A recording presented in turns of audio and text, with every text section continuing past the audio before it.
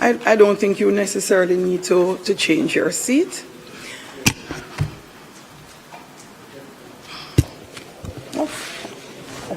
Turn your...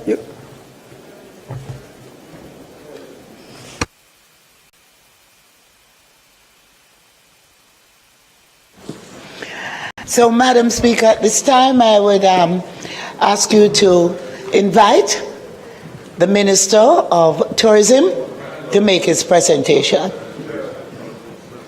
Thank you, Madam Speaker.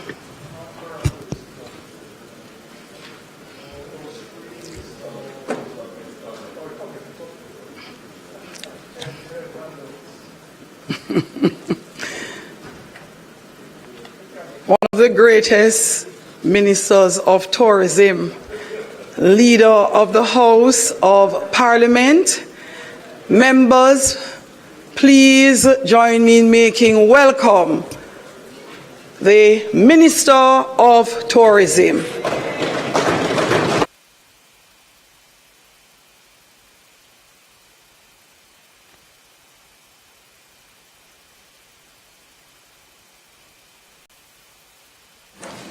Thank you, Madam Speaker. Madam Speaker, most Honorable Prime Minister, esteemed colleagues in this Honorable House, distinguished guests, and the people of Jamaica. When a visitor steps onto Jamaican soil, they step into a vibrant, living story. A story composed of our culture's rhythm, our heritage, and above all, the radiant warmth of our people.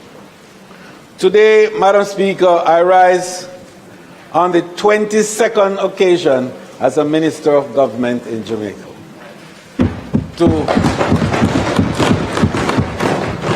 report on the progress of the Ministry of Tourism for the financial year 2024-25. To present our plans for 2024-26 and to reaffirm a core principle that has guided our work from the outset. Tourism must be for all Jamaicans. It must be a catalyst for community development, a driver of enterprise, and a platform upon which dreams become reality.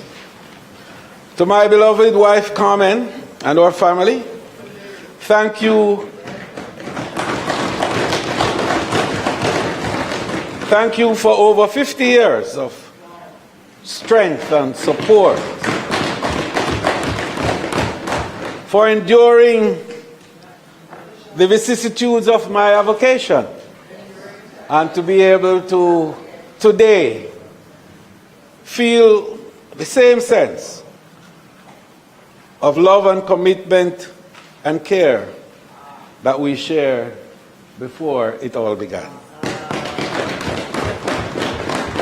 I want to thank you for your enduring strength and the love that sustains me through the demanding schedule of building the great constituencies, both of Eastern St. Andrew and East Central St. James, that the good Master has allowed me to serve over the years, and now the great Ministry of Tourism. I give thanks to Almighty God for His continued grace and guidance, for it is only through His blessing that we have achieved the seemingly impossible. I express sincere gratitude to my Prime Minister and my leader, Dr. the Most Honorable Andrew Holness. His steadfast leadership and strategic vision have enabled our tourism industry to recover, grow, and excel.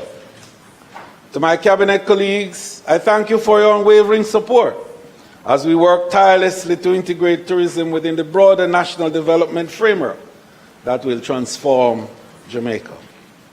I extend my deep appreciation to my Minister of State, my son, Senator the Honorable Delano Seavright,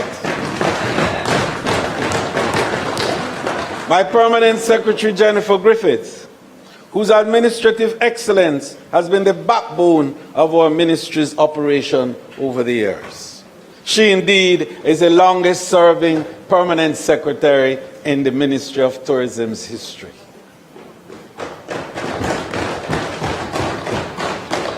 To the ministry team, boards, executive management and staff of our public bodies, I thank you for your governance and oversight in ensuring that every dollar invested in tourism development delivers maximum returns to the people of Jamaica. To the opposition spokesperson on tourism, Senator Allen, I appreciate your constructive engagements on matters of national importance that indeed transcends political boundaries. And to the people, the great people of East Central St. James, your faith and unwavering support over the last 28 years have inspired my every step in this honorable chamber and beyond. Together, we have expanded scholarship opportunities for students, which is a great pride of our activities in that constituency. The thousands of children who are today adults all across the world. And Madam Speaker, it really gives me a personal sense of honor and indeed pride when I travel on government business to various cities across the world and to see students, not just from East Central, but also from my other constituency of East St. Andrew, coming to greet you and to meet you and to hug you and to say thanks, because as a result of our stewardship, today they are professionals in various disciplines across the world. So together, we have implemented youth empowerment programs. We have done community development programs. We have created infrastructure and we have created innovation in so many areas in that constituency. And we are proud that all your efforts and mine together have culminated in bearing fruits, good fruits, for our communities and our people. We have advanced critical housing development and community upgrades, delivering homes for hard-working families in the constituency. And Madam Speaker, we could go on to say much more, but I want to just close this beat by giving special tribute to my councillors who are here, and particularly to the team in my office who have worked assiduously in that office for over 20 years to deliver the goods for the people of the constituency. Madam Speaker, I want you to imagine a Jamaica where the influence of tourism is felt in the produce of our farmers who supply fresh callaloo to hotel kitchens.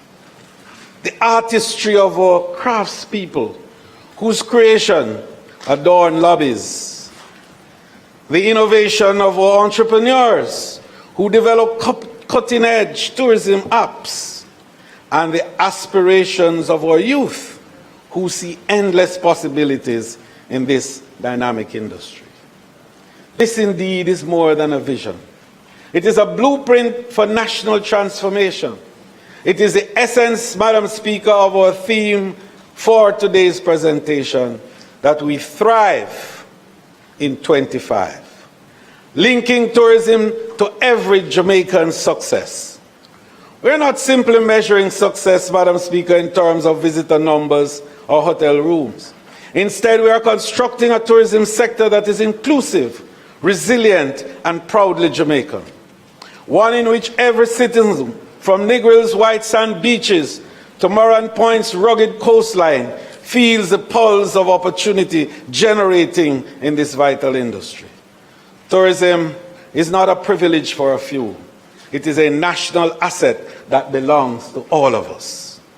This collective mission requires the active involvement of every ministry, every agency, and every Jamaican who believes in our nation's potential.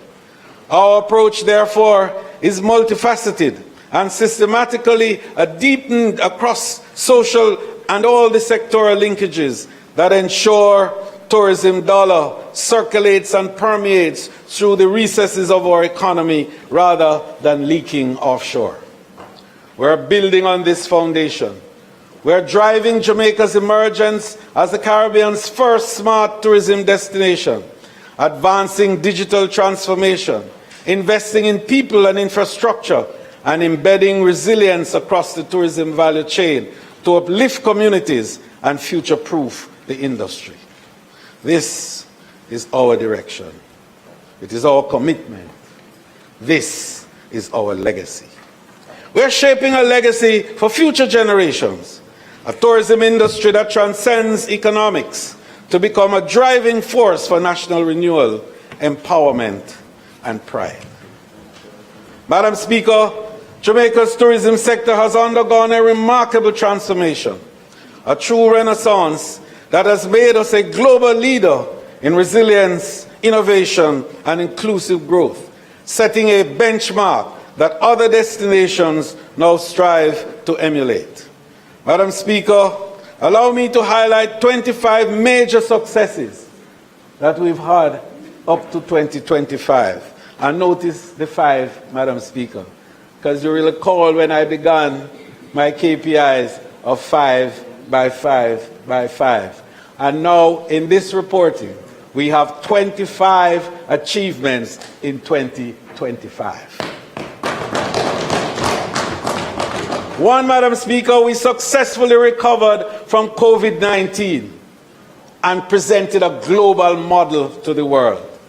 Jamaica achieved one of the world's fastest tourism recovery through our Tourism Recovery Task Force, some of whom are in the gallery today, and we have invited them to share this moment. Resilient corridors we created, hosting some over 800,000 visitors safely, and free online training, Madam Speaker, for over 8,000 displaced workers, while we were there with each of our workers during the period of furlough for some, and mild displacements for others. But we were there with them with care packages, and we were there with our workers, training and building their capacity to come back to work as quickly as possible, because we knew what we were doing. By 2024, 4.5 million visitors and $4.3 billion in earning, exceeding the pre-pandemic level, and tourism was able to drive 10 consecutive quarters of national economic growth. Madam Speaker, this marks significant progress towards the nation's ambitious 5 by 5 by 5 growth targets, securing 5 million visitors, as we say, and earn $5 billion in the year hopefully ending 2025. Second, Madam Speaker, the Workers' Tourism Pension Scheme. Launched in 2022, the world's first, and I want to emphasize that, this is Jamaica's leadership in the world. The world's first comprehensive tourism pension scheme is here and is covering workers from the age of 18 to 65, marking a historic step in the social protection for the sector. To date, Madam Speaker, 10,567 individuals have registered and have contributed $4.3 billion to date. Madam Speaker, the accretion rate is at over $100 million per month. And so it is expected that by the end of 25, we will achieve another 5. So it will now be 5 by 5 by 5 by 5. 5 million visitors, $5 billion in 5 years, and $5 billion Jamaican dollars, of savings for the workers of the industry. Madam Speaker, the Tourism Enhancement Fund. This marks the 20th anniversary of the TEF. 2 decades of meaningful investment in Jamaica's tourism development. Over that time, TESS have nearly doubled its value in terms of the generated funds for the people of Jamaica. Madam Speaker, in 2015, the TEF had brought in 5 billion Jamaican dollars. In 2024, the TEF brought $10 billion to the Consolidated Fund of Jamaica, doubling in the matter of 8 years. Their sponsors provided a pivotal role in driving strategic projects and programs that improve the retention of tourism earnings and support national development.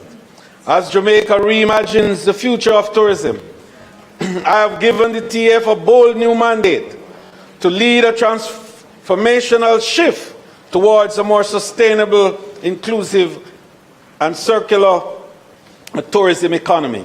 And I want to make a point about the circular tourism economy, because a lot of people believe that tourism just happens to provide support for those who are immediately involved. Not true. The impact of tourism is really all across the spaces. No, not multimodal, but it is multifaceted. It embraces every area. As a matter of fact, one of the points that we need to make from it is that the purpose of tourism is to uplift communities. And I have a dream to create the first tourism innovation city in Jamaica. And that will be in the Rose Hall area. We'll talk more about it. Because now that we're building 2 of the largest hotels in the Caribbean, construction of one that has started, and we break ground for another in another few weeks. In addition to what exists there, that corridor will have over 10,000 hotel rooms. We're building 1,550 new houses with the NHT at Barrett Hall. We're building 1,635 new houses from the TF HAJ arrangement in Grange Pen. We already have development in Rhine Park, in Edmund Ridge, in Brooks Hall, and in the various areas around. Madam Speaker, what we will have is a full set community requiring infrastructure now for social development. And one of the hotel partners that is coming has committed to the building of a city around the hotel facilities. That will be unique to Jamaica. And so out of that will flow a tourism that drives activities on one side into the communities on the other side, and the community on that side driving activities into the hotel. That's the essence of the circular economy of which I speak. We want to empower workforce and maximize the economic benefit of tourism for Jamaicans across the island. Fourth, the Jamaica Center for Tourism Innovation, another first that was created by Jamaica and offered to the world. Madam Speaker, we have made significant strides in strengthening the tourism workforce through internationally benchmarked certification programs. To date, over 20,000 individuals, workers, have been certified across 20 courses, including 3,921 in customer service, 379 in hospitality supervisors, 224 chefs. And these certifications were delivered in collaboration with key industry partners, the JHTA, HART NSTA, the American Hotel and Lodging Education Institute, and the American Culinary Foundation. And just to indicate, American Culinary Federation. And just to indicate, Madam Speaker, that this model of the Jamaica Center for Tourism Innovation has been adopted by UN Tourism, that is UNWTO, and is now being used as a model across the world. And the partner that we selected, the American Hotel and Lodging Education Institute, is also the partner they selected. And they selected that partner because Jamaica had found that partner and the success that we have had in certifying the workers of our industry. But, Madam Speaker, the next critical area is the area of hospitality and tourism management. Because we're not stopping at simply certifying. We are recognizing the importance of preparing the next generation. And so we expanded the program into high schools. And I'm happy to report that since 2019, 767 students have already been certified, marking a bold step towards future-proofing the sector and creating a pipeline of skilled, job-ready graduates. The fifth is strategic airlift expansion. Major new airlift routes are expanding Jamaica's global connectivity and driving visitor growth. These include LATAM, the new non-stop service from Lima, World to Fly, charter flights out of Lisbon, Avelo Airlines from Hartford and Raleigh, American Airlines inaugural flights to Boscobel in St. Mary, and a number of other airlines are asking questions about Boscobel Aerodrome as a possibility for stand. United Airlines non-stop from Denver. Airport. International Airport. Yes, the member from St. Mary Weston would not have us say it otherwise. Absolutely correct. The Bahama Air from Nassau. Madam Speaker, Jamaica has over the years become the most connected destination in the entire English-speaking Caribbean. And we are only second to the Dominican Republic, and that's only because they have a stronger European connection than we have. But Jamaica today is the most connected destination out of the United States of America. And almost anywhere in the US that you are coming from and you want to go to Jamaica, there is a connectivity through the hubs and spoke system. Since 2011, stopover arrivals have grown from 1.9 million to 2.9 million, an impressive 37% increase. Even more striking, Madam Speaker, the tourism earnings have surged by 80% over the same period, reflecting Jamaica's strength and strengthened appeal, in fact, as a premier travel destination. The sixth, agricultural linkages network, and I think the Minister of Agriculture will relate to this one very well. A digital platform created by us, another first in the tourism industry, that now has over 2,000 small farmers directly connected to the hotels and achieving over $1.2 billion of sales today. This has never happened in the history of tourism in the entire Caribbean region. Jamaica has led the way. The tourism linkage network expansion, Madam Speaker, is now covering 5 networks: gastronomy, health and wellness, sports and entertainment, shopping, and knowledge. And Knowledge Network is one that is now driving the deeper integration through the new digital platforms that are being established. We've been able to set up programs such as Christmas in July, speed networking activities, and major partnerships.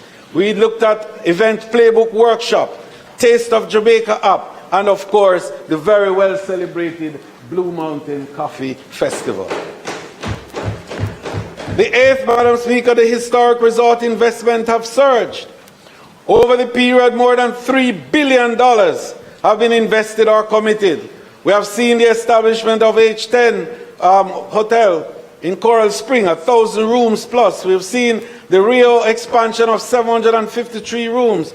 Princess Grandin Center, 1,005 rooms, with upcoming developments now with Unico, Hard Rock, Moon Palace, and others targeting 20,000 new rooms over the next 10 years.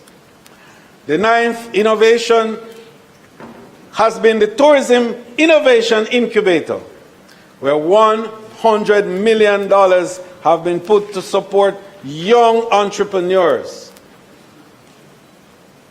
And Madam Speaker, I just want to pause on this because tourism is driven by ideas, new ideas. And the essence of driving new ideas is the minds of the young. And what we have noted, Madam Speaker, is that our youth to become engaged in tourism requires a recognition of their ideas.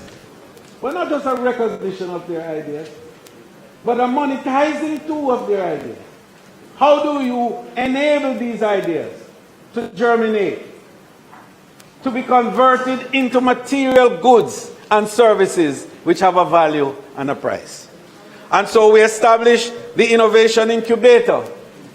And today we are able to boast of graduates from that program who are now involved in mega enterprises and activity. And we want to particularly note the work of Dr. Chambers. And I will speak a little more about him later on as we go into looking at the future of tourism. But what has happened is that a number of young people have now created not just new apps, but have created new attractions, new ideas that have come.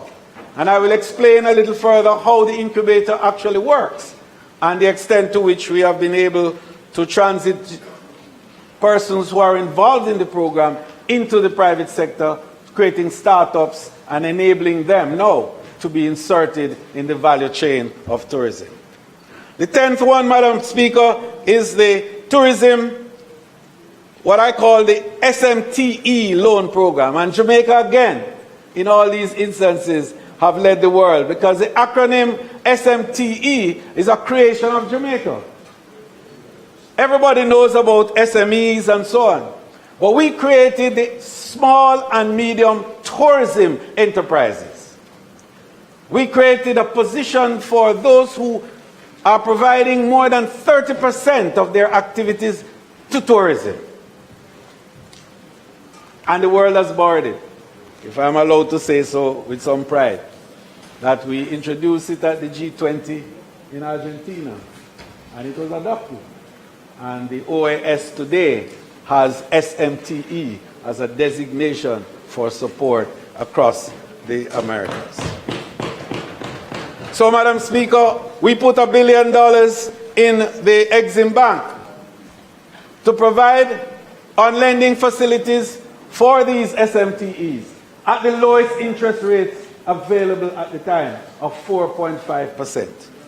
And to date, Madam Speaker, $2.48 billion have been disbursed to 509 small and medium tourism enterprises supporting resilience and business expansion. And indeed, we still have 750 million to be on lend. And the story is that small people, when they borrow, do pay. Do pay. And we're proud to say that the tourism industry now is not just talking about providing a base for the big guys. We have been committed, this Andrew Holness-led administration have been committed to building capacity among the small players, and we have put our money where our mouth is. The next is the worker and housing support, Madam Speaker. The Ministry of Tourism has partnered with the Ministry of Housing, the NHT, and this is another, groundbreaking achievement. That we have worked with the private developers to secure housing units for workers of the industry in the Ryan Park Estate and Grange Pen. And Grange Pen in St. James, I want to make a special point about that. Because there were over 535 families living in this informal settlement. Without water, proper electricity, proper roads, and proper infrastructure in general. And also they were at the mercy of FinSAC. And the tourism industry, through the TEF, purchased the property from FinSAC, passed it over to HAJ, and said to HAJ, we are going to put $1 billion in this for you to provide the road network, the water, the electricity arrangement, and sewage. And then at the end, got housing to enable titling And to date, we have provided over 55 titles for the 535 families who are there, and they all will get titles in new term. Madam Speaker, these are families that live across the road from great posh hotels. And the concern that we have had is that when you leave the palatial setting of the hotel, you must not go into a hovel. You must not leave flush toilet and go into a space that you are using a different type of facility. You must not leave the essence of luxury and then to go into penury and poverty. And that is what has driven the TEF over the period to provide support, not just for that one, but to several other communities across Jamaica, and we are committed. And a little later on we talk about our social housing program that we are partnering with our Prime Minister's special program to enable small players and ordinary workers of the industry to have a chance to own a home of their own. Additionally, 4 major hotel investor groups, including RCD Hotels, Bahia Principe, and Princess Resort, have pledged to build over 2,000 residential units for industry employees and their families. And already I announced that we will have 500 houses to be built shortly under the social housing program, which I will speak about later on. 12, Global Tourism Resilience and Crisis Management Center. And this is something that we again are proud of. First, Jamaica provided global leadership. And in 2019, when we established the first satellite center, Madam Speaker, in Nairobi, in Kenya, at the Kenyatta University, within 3 months after that center was set up, we had COVID-19 in March of 2020. And the purpose, of course, of building resilience was a new concept in the tourism space. As a matter of fact, the word resilience was not even being used around. And we have made that an internationally accepted term as a result of COVID, because COVID became the most existential threat that Anthropocene Earth had seen.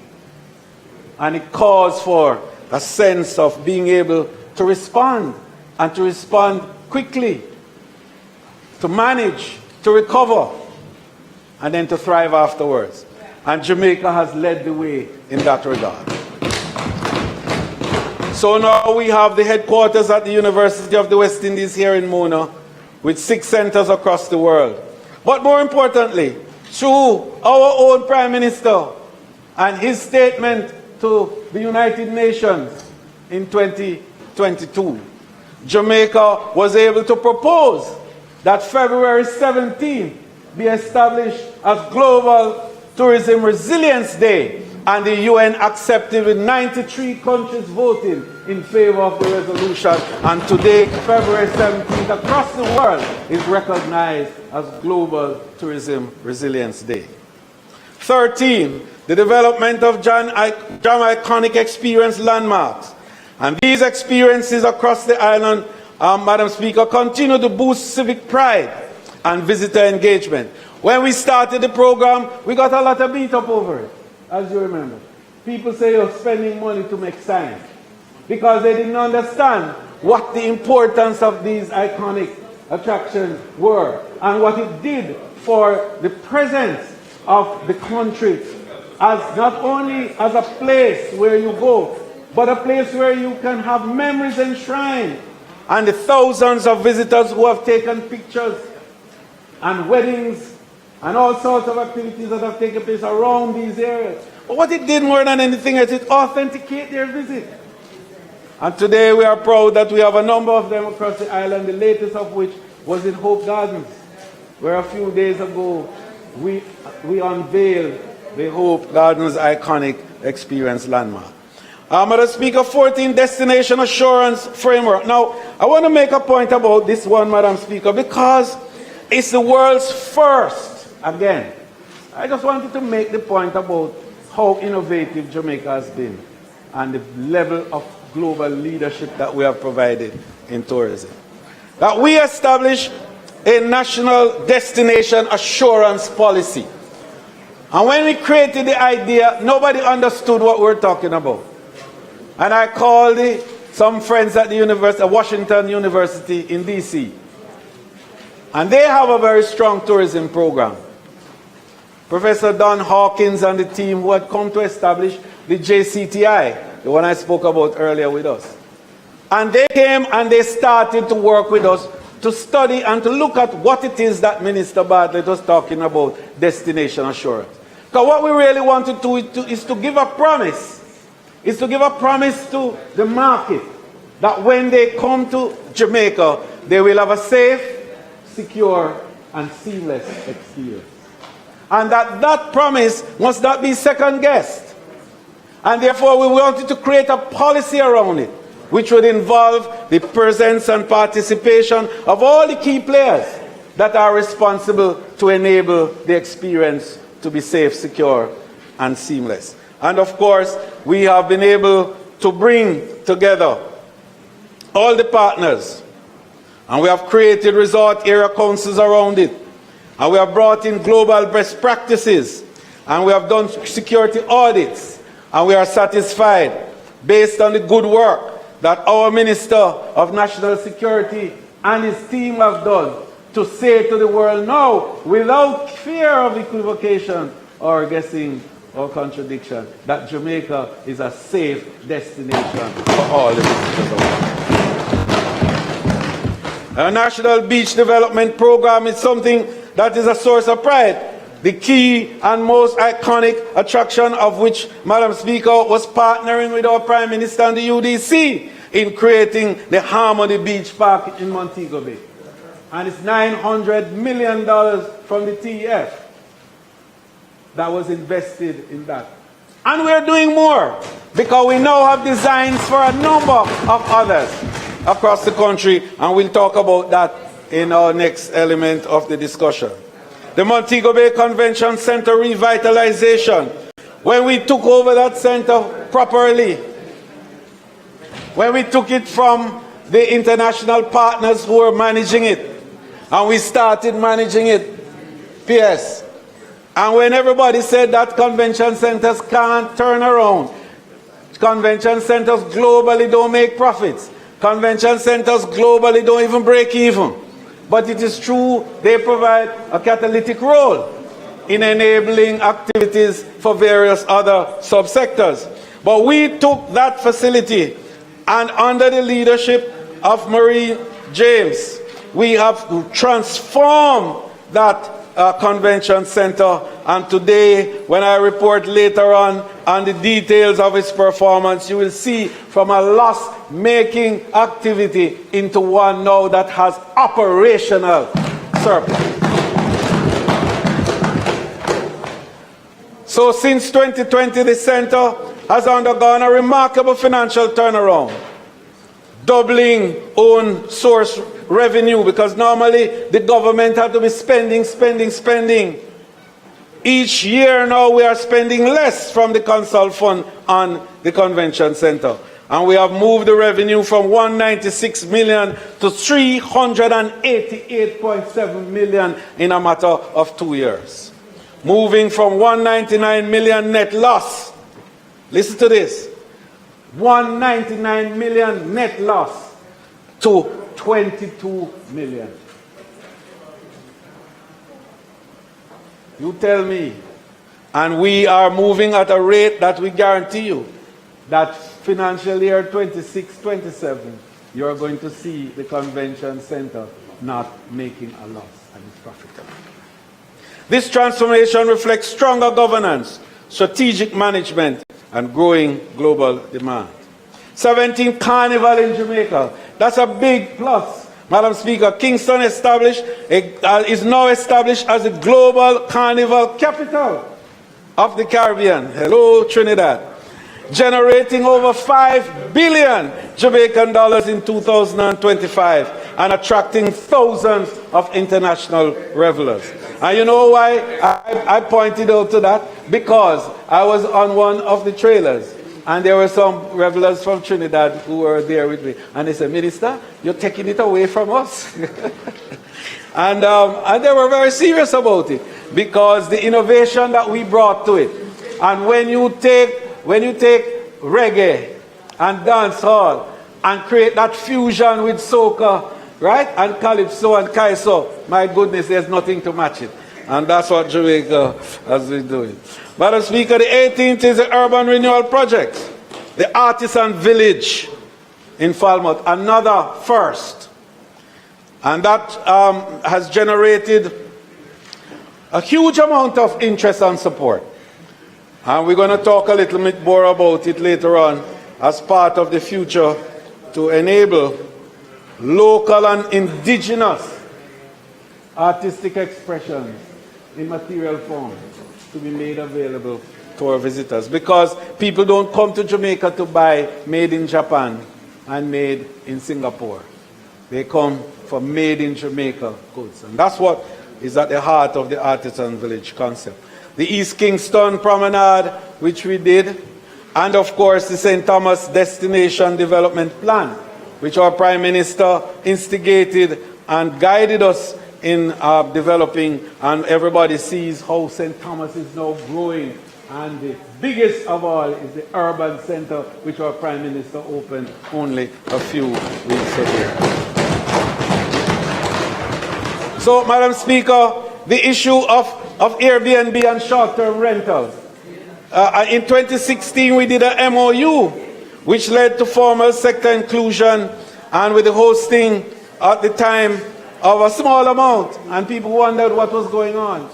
But I just want to make the point that this sharing economy concept, which has taken over in the world today and has been a huge part of the tourism accommodation subsector, democratizing that and bringing small players into the mix with people with a simple home in some deep rural part of Jamaica that now is accommodating tourists and visitors. When the idea began, it was rebuffed by the big boys. And I was then chairman of the Executive Council of the UNWTO affiliates. And I had to make the point to them that this represents innovation. And what we are supposed to do is to support innovation. Because more and more is going to come. And so said, so done. You found the Ubers of the world came up afterwards, and the whole business of what we have with different types of permutations now of how services are provided in tourism by various groups. And so Airbnb came, they had a MOU with us, and the first year Jamaican hosts earned 32 billion Jamaican dollars in 2024. And in fact, entertained 840,000 guests. Madam Speaker, what that says is that the issue of inclusiveness in tourism is not just a discussion, it's not just a wish, but it is indeed a fact, because the benefit of tourism is permeating even into the deepest recesses of the Jamaican communities. Madam Speaker, Jamaica has been recognized by the world for various awards, and we have been given so many awards that it makes, in fact, the rest of the Caribbean feel like, you know, it's only Jamaica exists. But it is true that Jamaica has copped so many awards that, you know, at points in time when we go to these events, people say, okay, it's Jamaica again. This is a Jamaican event. But that is true because of how our workers, and because of the quality of the service that we provide, and the experience that people have when they come to Jamaica, and the excellence that is in there in terms of our leadership, among other things. And so, Madam Speaker, we are proud to speak of those quality awards that Jamaica, and in a very humble way I say the Jamaican minister too has had over the years in this area. Madam Speaker, another critical area of success for us has been the retention rate in tourism.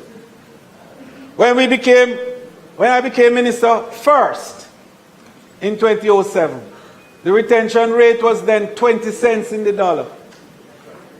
When I came back as minister in the second iteration, it had gone up to 25 cents. And since the Andrew Holness administration has taken over the tourism activities, we have moved the retention rate from 25 cents in the dollar to 40.8 cents in the dollar. And there are some who say 40 cents is little. And perhaps it's true because we have to do more. And you will hear how we are going to do more in the next chapter of the presentation. But to say that Jamaica's position at 40.8 cents in the dollar is twice that of the Caribbean average. Twice that of the Caribbean average. And we are only behind one country in the region, and that's Damrep, who is at 50. And of course, just behind India, which has the largest in the world of 60 cents to the dollar. So that's where we are going. And you will hear more about how we are going to get there later on.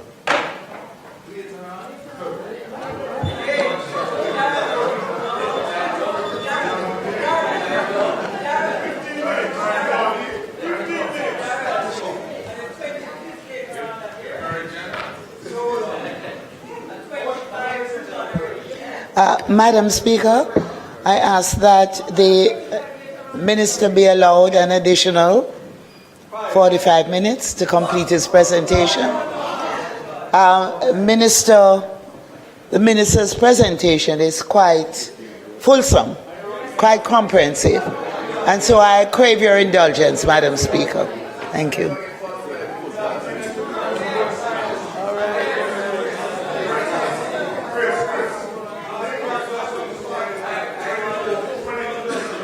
Members, the question is that the question. Go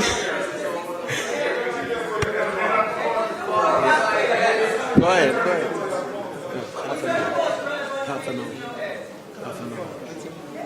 Half an hour.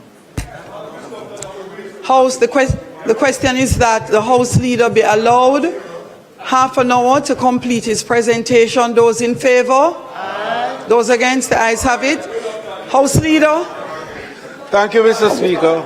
Wonderful presentation. Continue, House Leader.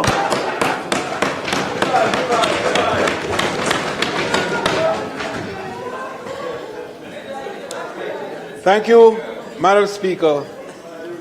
Madam Speaker, it is true that when successes are being enumerated,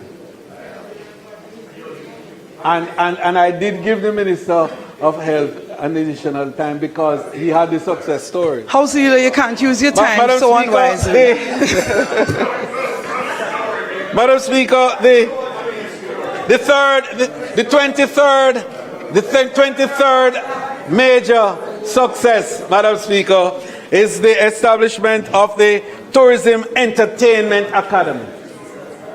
And I will enjoin with that also the Tourism Gastronomy Academy, which is to be established. And Madam Speaker, what those two have done together is to create for the first time appropriate training for the tourism industry for entertainment, and indeed to enable workers of the industry who are excellent cooks and wonderful chefs to have a chance now to be executive sous chef and to attain the highest levels of remuneration in the industry. And only 2 weeks ago, the first cohort of executive sous chefs started their training program from 6 hotels, 25 of them. And we will be able, in time, Madam Speaker, to say ta-ta to these international chefs because we have our own well-qualified and well-positioned chefs. Madam Speaker, this is very important because one of the reasons that people quarrel about low value added in tourism and low salary is because we have not trained and certified and qualified all of our key workers so that they can ascend the highest levels in the industry. And what this government under Andrew Holness has done is to see the need for a transformation in the labor market arrangements in tourism. And it can only be achieved by certifying and enabling qualification. In other words, to create what we call a stackable credentials in the industry, so that we can have a situation where we can classify the worker on the basis of their qualifications, and then we can remunerate according to classification. And this is something that is not new but never practiced. And it can't be practiced because we were not training and certifying them. Before our time, what we had was only Team Jamaica, which was an entry-level training for anybody who wants to be in tourism, so you teach them a little history and civics. What we have done, what this Andrew Holness government has done, is to recognize that the future of the tourism worker is about stackable credentials. It's about putting them in a place where they can compete, that they will have portability, which is so important, that once you're qualified. And you know, Madam Speaker, one of the things that we did in this area, which was unique and is borrowed by the UN tourism, is that we went into the hotels and found competent workers who were not certified. And with the American Hotel and Lodging Education Institute and the American Culinary Federation, we gave them qualifications and certifications so that today they can go anywhere in the world and show off their certificate as ACF, qualified ACF and AHLEI. Wonderful position. No other time in our history has a tourism worker been put in a position where he can then move up mobility and move out portability. Madam Speaker, the environmental and heritage products are critical to the development within our space. And we have gone and found places for restoration. We've worked with Rick's Cafe to create the Red Stripe experience. We've done the Milk River Spa revitalization. And we have created the Adopt an Era program and the Jam Iconic Experience expansion. All of these critical areas are first in the tourism space. And finally, in the 25, Madam Speaker, Spruce Up Jamaica. Yes, we love that. Spruce Up Jamaica. This community-based tourism uplift. We have executed community beautification and heritage product in every constituency, creating jobs, empowering artisans, and enhancing the appeal of rural tourism. Madam Speaker, all 63 constituencies have benefited from this program, and over 300 communities. Over 300 communities have been directly impacted. And between 2016 and 2024, we have delivered 408 projects to the tune of 1.57 billion Jamaican dollars. Madam Speaker, these 25 major successes demonstrate that we are transforming, innovating, and delivering. Madam Speaker, the fact is that Jamaica has performed excellently in the face of the global tourism landscape, and the fact that we have had what has been described as perhaps the most disruptive period in our recent history. No one thought that we could have navigated through COVID the way we did. And the immediate aftermath of COVID has not been linear. It has not been straightforward. Indeed, the recovery has been more disruptive than COVID itself, as we have seen in terms of the supply chain disruptions. We have seen in terms of problems with the airlift, when airlines could not replenish their stock because the manufacturers did not have the planes to supply. When the maintenance programs also were at risk because the maintenance companies were not able to provide the parts and so on required. And all of that impacted on the level of airlift that would come into your country and impacted also on your arrivals. But through it all, Jamaica persevered and we worked. We had issues also, Prime Minister, with travel advisories. But through it all, we worked. And the good news is that with the effort of our Prime Minister, Ministry of Foreign Affairs, Ministry of Industry, and the team from the Ministry of Security, combined, oh yes, he did some work, combined with a task force that we established in the ministry. Members of the task force are actually in the gallery, worked assiduously day and night, and we are proud that the US has finally relented and have now provided Jamaica with a level 2 accreditation in the travel advisory. And we are excited about the prospects of what that means for the expansion and growth of the industry over the period. We've moved, Madam Speaker, into market diversification to great success. We have analyzed the performance by the source markets. We looked at the challenges and the extraordinary opportunities also that were there, and we created a strategic approach to market diversification. Our primary source market, the United States, registered 4.1% decline compared to 23, largely due to economic uncertainty and election year dynamics, and of course the advisories of which I spoke, plus the aviation disruptions of which I spoke. However, this was offset by robust growth from other regions, and that is to tell you how resilient we are, that we have moved and we have gone into South America. We've gone into Europe and in Eastern Europe and in Central Europe, and we have done extra work in Canada, so that today, despite the disruptions of which I speak, and the fact that we had a soft winter, we are now back into growth ways. And in the last 3 months, Prime Minister, this first quarter of the fiscal year, we'll see growth from tourism, and our GDP growth is going to be in a better place. Madam Speaker, I'm particularly pleased to highlight the success of our market diversification strategy in emerging regions. Latin America produced 13.2% more stopover arrivals for 2024 calendar year versus 23, while the Caribbean region generated an impressive 25.1% more stopover compared to the previous year.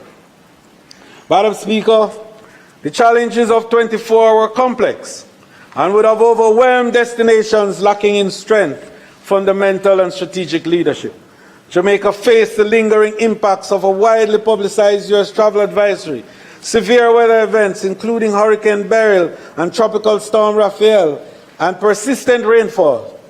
And added to this were the U.S. election year travel slowdowns, high interest rates, inflation, aircraft supply chain issues, cyber disruptions, and ongoing geopolitical instability. Yet, despite these headwinds, Jamaica has retained its leading position as a regional tourism and remains a top choice among the global travelers and industry professionals.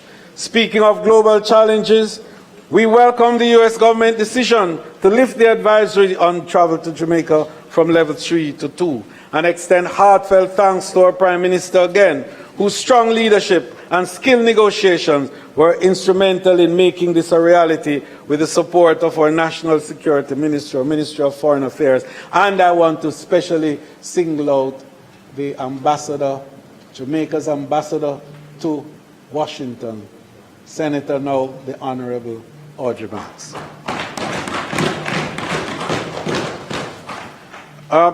Madam Speaker, we want to particularly celebrate the excellent work of the Jamaica Tourist Board, now celebrating its 70th anniversary as a destination's marketing organization, and indeed the #1 destination marketing organization for the Caribbean.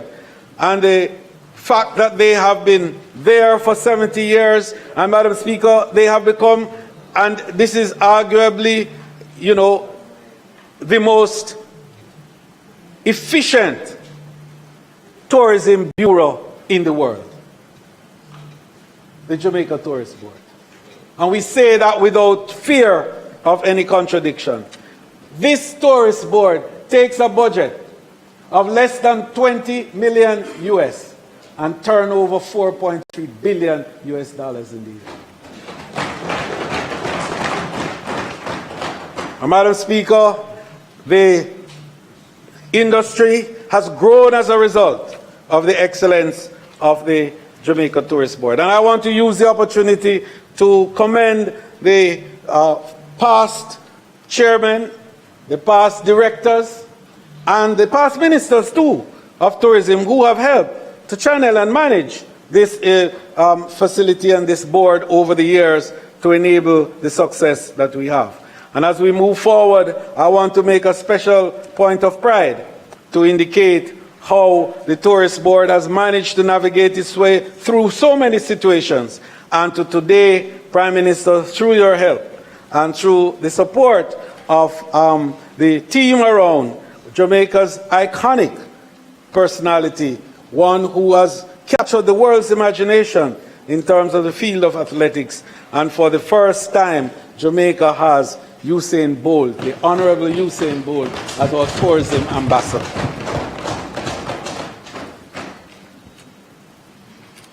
Madam Speaker, we have recognized the importance of building a future around innovation.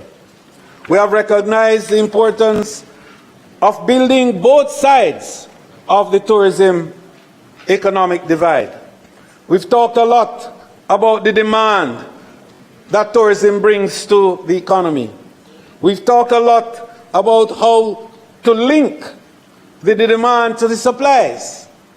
But we haven't done enough about that. And I'm proud to say that over the period, we established the Tourism Linkage Network, which really was an improvement on the Tourism Linkage Hub that was there prior to my ascendancy as minister. And what we have done with the Tourism Linkages Network is to connect every sector. We speak of linking tourism with every Jamaica's success. We're not engaging in political rhetoric here. We are referring to concrete actions, measurable results, and transformational initiatives that create opportunities for farmers, manufacturers, artists and hairdressers, taxi drivers, tour operators, chefs, content creators, and many other workers across Jamaica. Our newly appointed Minister of State, when he was given his task, was tasked in fact by our Prime Minister to play a leading role in engaging the various sectors and individuals so that we could build navigable pathways and strategically align to achieve mutual success and outcomes. This yeoman effort on his part in the few months that he's there had enabled the evolution of working across governments and private sector groups. It has been able to bring these people together. And in a short time, Madam Speaker, we are seeing how the Tourism Linkage Network is beginning to integrate itself fully into the supply chain of the industry. Through 5 specialized networks and 2 technical working groups, the Tourism Linkage Network promotes experiential tourism while reducing import dependency, expanding local opportunities, and enhancing the authenticity that workers seek. These focus areas, Madam Speaker, of agriculture, manufacturing, gastronomy, health and wellness, knowledge, shopping, and sports and entertainment are aligned to ensure tourism spending stays within the economy, benefiting Jamaican producers and communities.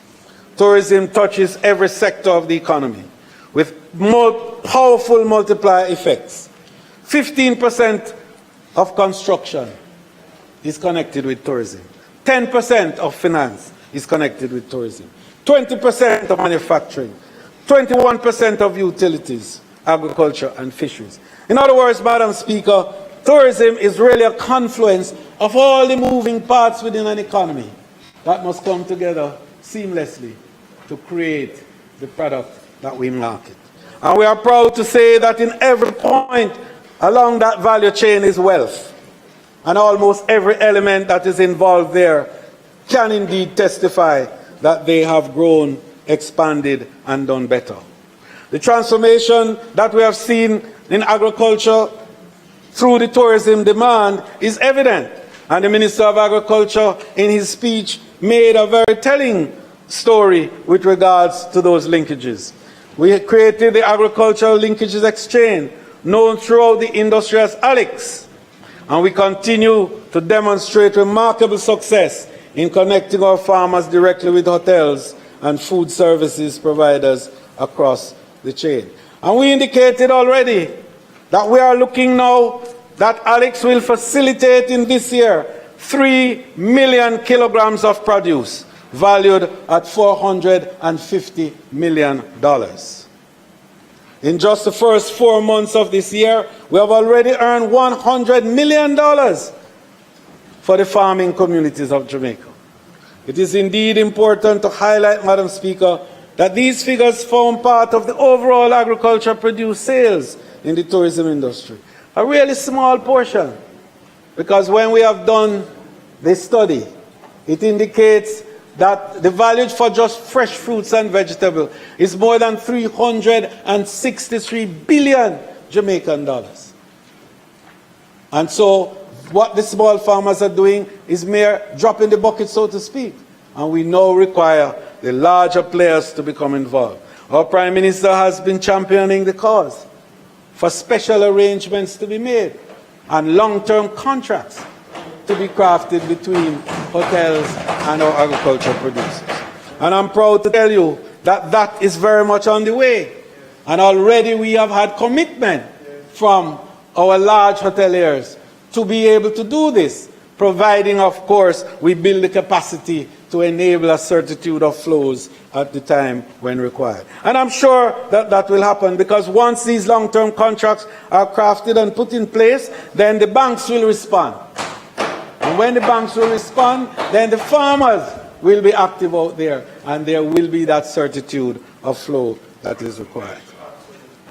Madam Speaker, the matter of manufacturing renaissance through tourism markets is another big area. We have been talking with some of our large partners, particularly the cruise lines. And the cruise lines are ready and willing to take Jamaican manufactured goods. We have had a series of seminars bringing manufacturers together.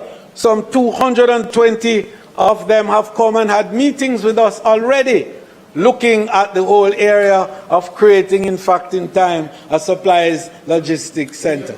And we're excited about that prospect, because what that will do, Madam Speaker, is to ensure that, again, the supply side, which is where the wealth is, and a lot of people sit and think that tourism wealth is in large hotels and so on. The wealth of tourism is in the supply side. That's where, thank you very much, to understand that it is the consumption pattern of the visitor that has to be met. And once that is met, then the wealth stays in the destination. And we have been pushing that over time, and we believe that we are finally getting there. And Madam Speaker, we are looking at so many other areas to drive the consumption needs of the visitor and to secure a consumption pattern that enables the wealth to stay in destination Jamaica. Health and wellness is another big area to capitalize on. The wellness tourism is among the fastest growing global segments, and Jamaica is well positioned to lead, thanks for our natural assets, our traditional healing practices, and our premium spa experience. Madam Speaker, we have the flora and the fauna, we have the biodiversity that enables nutraceuticals to flow in the areas all up in the hills of St. Andrew and all in the cockpit country. We have the species of plants that are enabling the possibilities for nutraceuticals, and we must now capitalize on that and to build out our capacity on the supply side. Madam Speaker, fostering innovation and creative excellence is at the heart of changing the way our destination is viewed and attracting more and more visitors to our destination. Earlier, I spoke about the success of the Innovation Incubator, and that what that is really doing is helping us to cultivate tomorrow's leaders today, and to enable not just the building out of new experiences, but to be able to utilize the cognitive systems that are now going to be the feature of the new experiences of tourism. Our young people have to learn to manipulate the cognitive system. AI is going to play a critical role in the future of tourism, and we are going to have to train and retrain. And so the Jamaica Center for Tourism Innovation, the incubator, and the other machinery that we have established and institutions that we are crafting are going to be critical to create the infrastructure that will enable the new tourism worker to emerge. And let us not kid ourselves about it. 70% of the workers of tourism are at risk in the future as a result of AI. 70%, because 70% of tourism workers' activities are casual and are low skilled. And this is the area that AI is going to play a huge role in. So I remember in 2010, and I just want to make this point to show Jamaica's insertion in innovation. In 2010, I met with a group called Ian Reality that is now working with sandals. And at the time, the whole business of digitization was new. And the development of that whole new area of robotics and so on in tourism. And I went to a place named Nagara in Japan, where we were looking at the future of automation and the future of technology in tourism. And we learned from then that more than 30% of the global workforce would be replaced by automation. And then we started, and that's where the whole business of virtualization and digitization became a big part of the tourism arrangement. And Aeon Realty was on the virtualization side. And I took my then advisor with me to Manchester University to look at the first of the type, where we were training 1 million people simultaneously from the DC. And we saw that as a need, and that's how we established the Jamaica Center for Tourism Innovation. And that is why during COVID, we could train virtually 20,000 workers. And we could also marry 400 couples virtually, and then invite them to come to Jamaica for honeymoon after COVID is over. So, Madam Speaker, this is a whole new ball game that Jamaica has to respond to. And out of the activities of the incubator, I spoke earlier about Dr. Dwayne Chambers, who was the winner of our first TEF 2023 incubator. And his startup program, he created what is called the Caribbean Front Desk, which fuses cultural and medical wellness into a modern digital platform. His work strengthens Jamaica's position in the global wellness tourism market and exemplifies how the incubator is turning bold ideas into transformational business. That is what we're about. And I want to tell you that this is the start of the whole human capital development revolution that we are pursuing in tourism. Madam Speaker, as we work to ensure every Jamaican benefit from tourism, human capital development remains central to our strategy. No destination can thrive without skilled, passionate professionals delivering outstanding visitor experiences. The Jamaica Center for Tourism Innovation under the TEF continues to lead the workforce development. Between April 2024 and March 2025, 2,746 of the 3,100 candidates earned certificates. a strong 89% pass, reflecting that the quality of the program is there, but more critically, the workers' commitment. Certifications were awarded through leading institutions, and we are proud to say that we have partnered with some of the strongest and most renowned educational institutions within the tourism sector to enable the certification and qualification of our workers. And I'm proud that the future is going to be seriously strengthened and secured by this program of training and development, which is so critical to us. Madam Speaker, those who talk about how to change the worker position in the industry needs to take note of what are truly the things that will make for sustainable development of our workers. Our workers, yes, must be better rewarded. Yes, must be provided with better social conditions.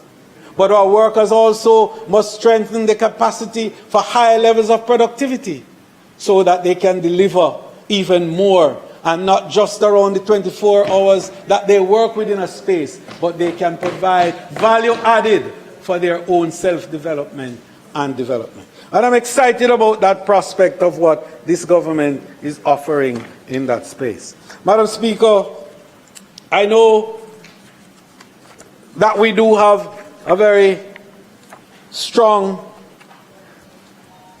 and detailed presentation, and I do recognize the time constraints that we are working with. But I think it is very important, Madam Speaker, for us to recognize, I know, Mr. Speaker, Mr. Speaker,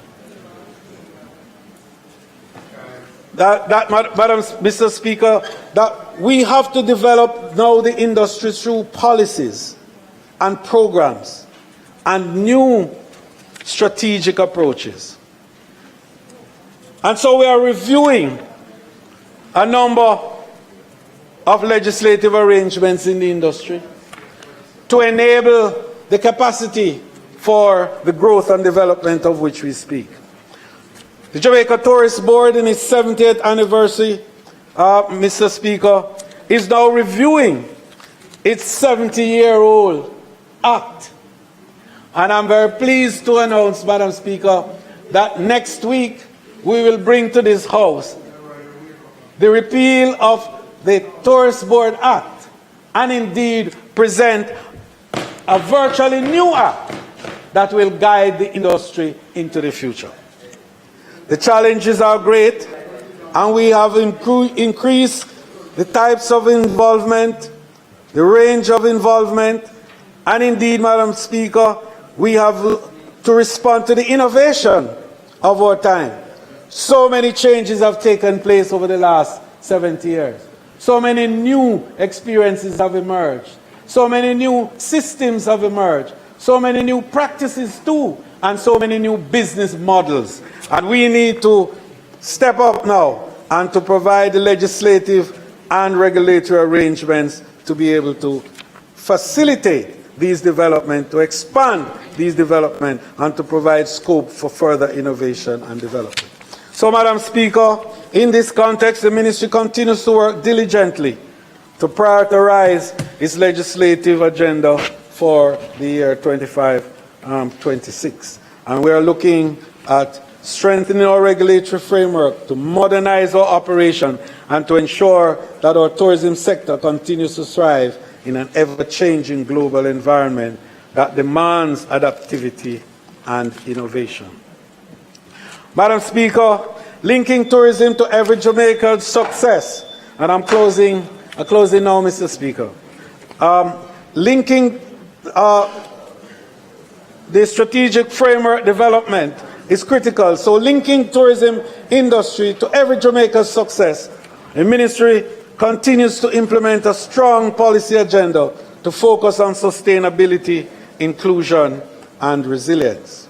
Madam Speaker, we want to be able to examine in a closer way what are the true impact that tourism has on the economy. And we've been talking a lot about the impact, but we really have not done the level of empirical work that is required to truly measure. And if we are able to measure properly tourism's impact, we'll be able to manage better the whole process and to guarantee outcomes. People continue to say that tourism is an extractive industry, which is in a way true, but is not really fair to what tourism does and how it impacts every facet of economic activity and how it indeed influences the lives and development of communities across the space. But the work has not been done. And in the new dispensation, we are going to be focusing on creating that framework that will allow for our partners to come into the industry understanding very, very well what are the possibilities of tourism and how their skill and their assiduity to purpose and their own creativity and innovation can drive that to another level to enable rich, solid prosperity for the people of our country. And we are excited about the prospects of looking even at Spruce Up as another vehicle through which community tourism can be expanded. And this year we are providing you with $5 million to assist in creating some of these facilities within your community to advance and promote tourism. But we want to expand that further in the new round when we are back after the next event.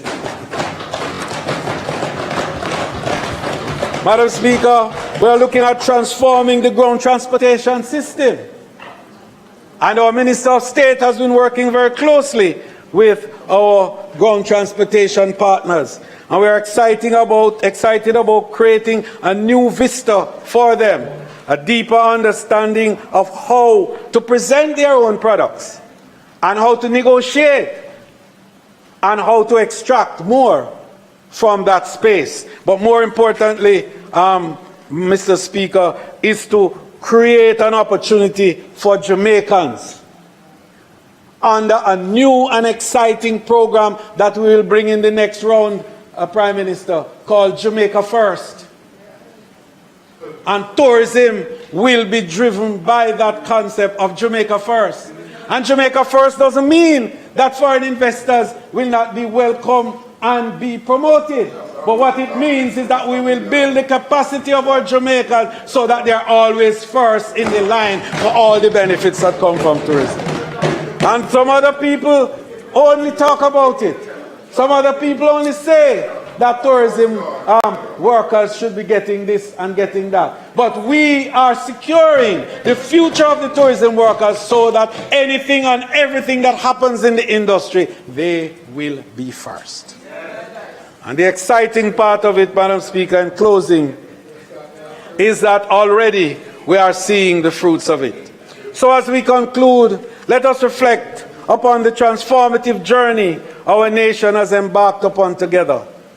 Tourism under this administration has blossomed far beyond an industry. It has become the very heartbeat of Jamaica, fueling prosperity, growth, and unity throughout every community and corridor. Over the past 2 terms, we have witnessed tourism ignite unprecedented growth in our agricultural fields, uplifting our farmers and revitalizing rural economies. We have seen our manufacturing sector thrive, proudly delivering Jamaican-made goods that stand tall on the global stage.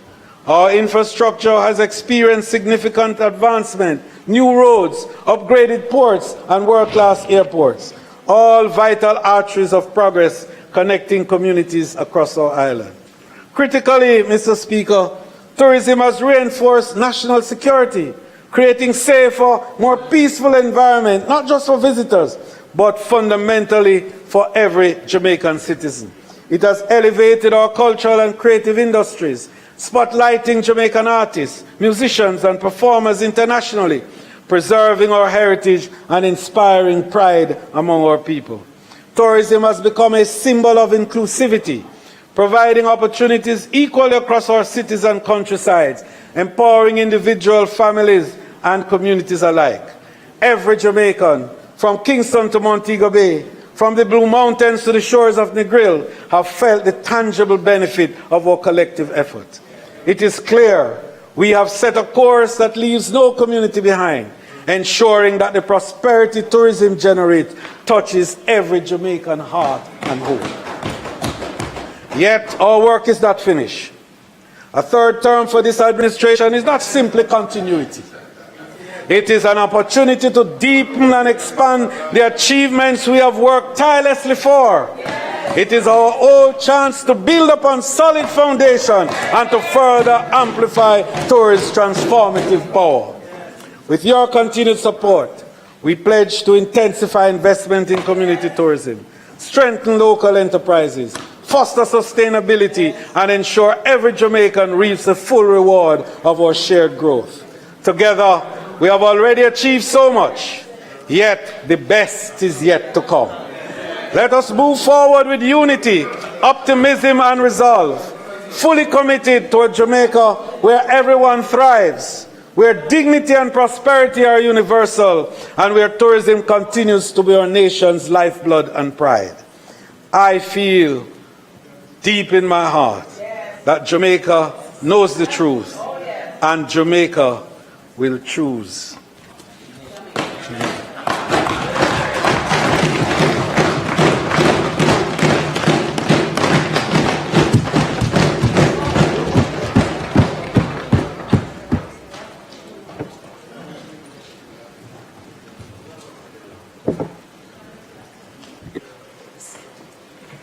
Mr. Speaker, the next speaker will be the member from St. Mary Central. I know